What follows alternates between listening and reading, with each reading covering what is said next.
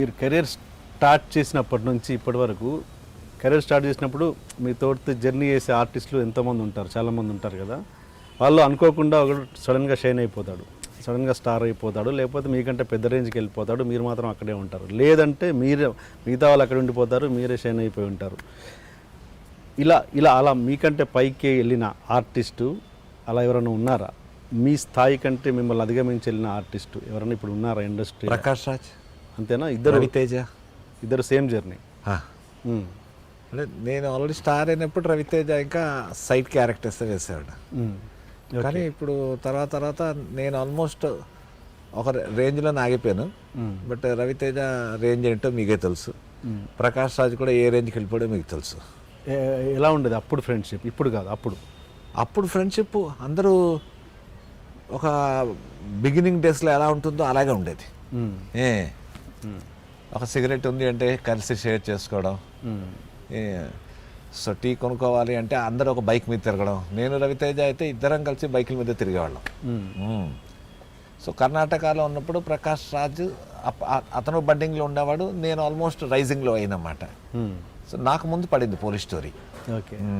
So అప్పటికి నేను బాగా రైజ్ అవుతున్న టైంలో వాళ్ళు ఇంకా పికప్ అవుతున్నారు. బట్ నేను ఒక రేంజ్కి వచ్చి అక్కడ స్టాగ్నేట్ అయిపోయింది, వాళ్ళు దూసుకుపోయారు. ఇప్పుడు ఎలా ఉంటుంది రిలేషన్ వాళ్ళతో?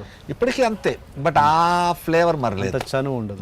ఆ చనువు లేదు, ఒక డిస్టెన్స్ వచ్చేసింది. నేనే చేసేసుకున్నా. ఎందుకంటే సో మెనీ రీజన్స్ మీ అందరికీ తెలియనివి ఉంటాయి. ఒక స్టార్డమ్ వచ్చింది. సో అంత పెద్ద ఒక స్టార్డమ్ వచ్చిన తర్వాత నేను దూరం అయిపోవడం బెటర్ అనేసి నాకు. ఎందుకు ఇలా అంటే ఎందుకు ఇలా దూరం అవుతుంది? మీరు చాలా మంది విషయాలు ఇది జరుగుతుంటుంది, రియల్ లైఫ్లో కూడా అలా జరుగుతుంటుంది. ఎందుకంటే మిమ్మల్ని మీరు పాపం వాళ్ళు ఆ తప్పు వాళ్ళ మీద ఎందుకు నెడతారు? మీకు వాళ్ళు తప్పు అని చెప్పలేదు, తప్పు నెట్టడం అదే అంటే మీకు మీరు దూరం అవ్వడం ఎందుకు అంటున్నాను. ఎందుకంటే ఒక స్టార్ రేంజ్ మారిన తర్వాత వాళ్ళకున్న ఫ్రెండ్స్ సర్కిల్ మారిపోతుంది. ఆ ఫ్రెండ్స్ సర్కిల్ ఇవ్వాల్సిన ప్రిఫరెన్స్లు మారిపోతాయి. ఇంతకు ముందు అతనితో మేము ఉన్నప్పుడు నాతో ఎలా ఉన్నాలో ఇప్పుడు అలాగే ఉండాలి నేను ఎక్స్పెక్ట్ చేయడం అన్నది నా ఫులిష్నెస్. అవ్వదు, కుదరదు కూడా. సో న్యాచురలీ దూరం అయిపోవడం, దూరం అంటే ఎప్పుడో హాయ్ హలో అన్నది ఉంటుంది. బట్ ఎప్పుడో మేబీ ఇప్పుడు మా సినిమా ప్రమోషన్కి నేను రవి దగ్గరికి వెళ్ళాను.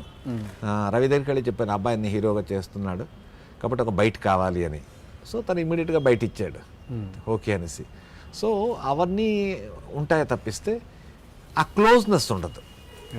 ఎస్, ఎప్పుడైతే స్టార్డమ్ కానీ సొసైటీలోని ఒక స్టేటస్ కానీ ఫైనాన్షియల్ వయబిలిటీ కానీ ఇవి తేడా ఎప్పుడైతే వస్తుందో, ఒక కొంచెమైనా ఆలోచన ఉన్న వ్యక్తి అయితే ఎక్కువ డబ్బున్న వాడి దగ్గర నుంచి కొంచెం దూరం ఉండడం ఎప్పుడూ బెటర్ అనిపిస్తుంది. నా మెంటాలిటీ వాళ్ళకి. మేబీ అదర్ సంగతి నాకు తెలియదు, చెప్పను కూడా. మీరు పైకి ఎదిగి అక్కడే ఆగిపోయి ఉన్న ఆర్టిస్టులతో మీరు టచ్లో ఉంటారా? ఎస్. అంటే నేను స్ట్రగల్ చేసినప్పుడు ఇద్దరు ఉన్నారు.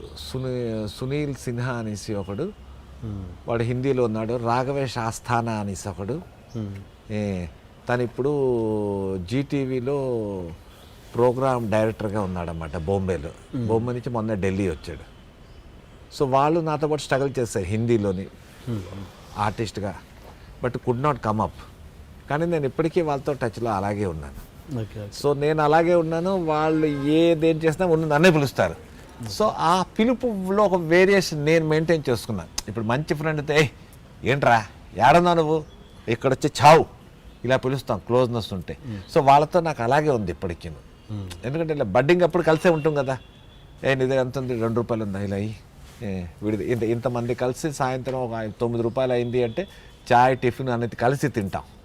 అప్పుడే ఒక మీలోని తెలిసి తెలియకుండా ఒక లవ్ డెవలప్ అవుతుంది. అది వాళ్ళతో ఉంది ఇప్పటికి. నేను ఇప్పుడు ఈ స్టేజ్కి వచ్చేసిన వాళ్ళని వదలటం లేదు. I'm very well in touch.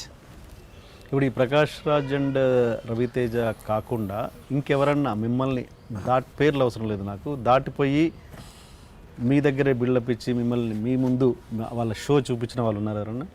నా ముందే బిల్డప్ ఇచ్చి షో చూపించి అంత వాళ్ళ పుట్టుపూర్వతలు అన్నీ మీకు తెలుసు. పేర్లు ఎలాగ అక్కర్లే కదా, అవసరం లేదు. పేర్లు అక్కర్లేదు అన్నప్పుడు ఉన్నారు లేరు ఏది చెప్పినా కూడా నో, ఇట్ హార్డ్లీ మేక్స్.